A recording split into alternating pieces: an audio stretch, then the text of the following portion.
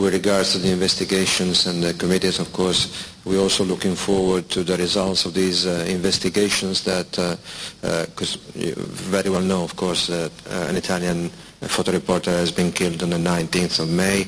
And I think that what you said about the right balance, striking the right balance between a thorough investigation and a timely one, it's of paramount importance, because it is my experience, unfortunately, this is not the first time I find myself in these circumstances, that investigations of this kind tend to be sometimes longer than one would want.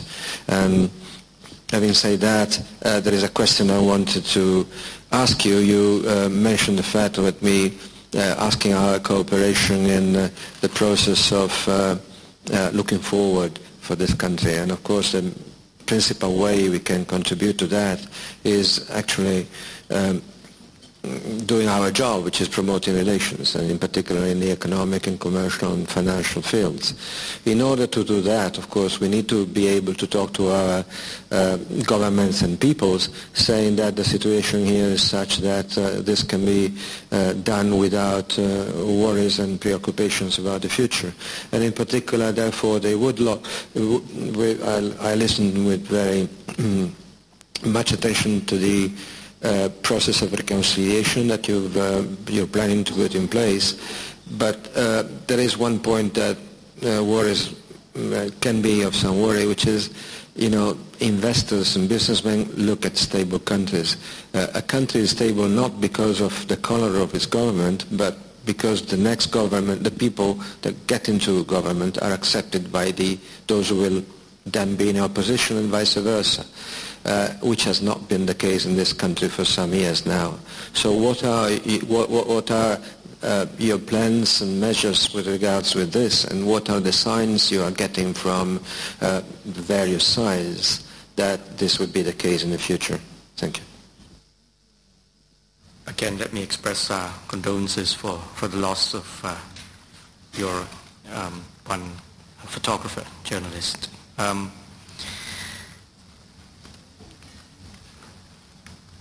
I'm very mindful that to rebuild confidence in the economy and also in the country, obviously the situation not only has to stabilize, but people have to have clear ideas about the future, particularly the political environment. And I know that you have, many of you who have been here in recent years, throughout recent years, will have been very worried by the divisions that have occurred in the country. And I would just like to point out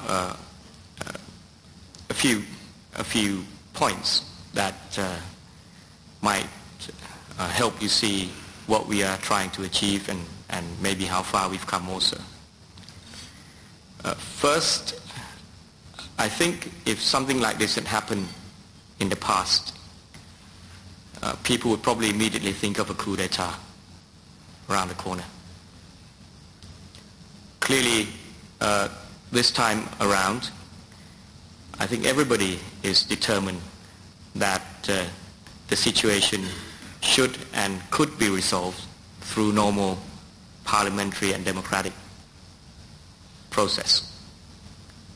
I think that's important because at the very least, despite maybe the instability of governments, at least you now have a clear process which is written down in the Constitution as to how political changes might occur. Secondly, tough as it was and regrettable as it was as far as losses are concerned, we do see the process of law enforcement taking shape. That's what the government had in mind, that we had to make sure that we can uphold the rule of law. And third, as already mentioned by one of your colleagues already, despite the controversies, if you like, we are going to go through this in a very open and transparent manner. think these are very important foundations as far as future changes are concerned in this country. And if we can stick to this path, difficult though the situation may be, I think people can have a good idea of how political changes might take shape in the country, which is important for, of course, the building of confidence as far as economic relations are concerned. And my final point, I guess, would be that despite the differences and divisions, you rarely see differences as far as policies towards trade and investment is concerned. So you don't hear any political parties here not supporting the idea that the Thai economy should continue to be an open economy, and that exports, tourism incomes, and foreign investment will continue to be a vital part of our growth. Your Prime Minister, thank you very much. I want to add my voice for thanking Your Excellency for this open and frank discussion. I have three questions. The first one, I want to know how the UDD members or the hardcore, they get their weapon from. Is it from a foreign country or from the local market? Second, concerning issuing charges against ex-Prime Minister Thaksin Shinawatra for a terrorism charge, are you considering that some of the UDD leaders will be also having the same charges as terrorists? And are Thailand, you are willing to announce that UDD will be a terrorist organization? And if that's so, during the reconciliation process, are you willing to sit with UDD as a terrorist organization and discuss reconciliation? Thank you very much.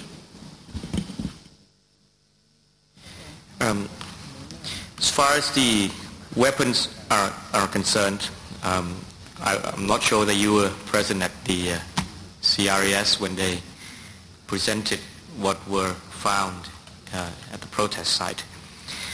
Some of those obviously were taken from security forces on April the 10th and also during various clashes, but a lot were not. And it does bring up the issue of how we should deal with illegal weapons also, which my government is considering in terms of tightening up laws on illegal weapons. A lot of these weapons, I guess, can come through borders, and I'm sure you recognize that there continues to be fighting along the border of Thailand in neighboring countries. But let me be clear, because I think there was a report about a neighboring government being involved in this. We have no evidence of that, and we don't think that that's the case at all. So it's just a question of obtaining weapons from various groups that are engaged in fighting along the border. And I think in around mid or towards the end of March, you will recall that we also found out there were a number of factories producing these weapons, and where we successfully stopped their production.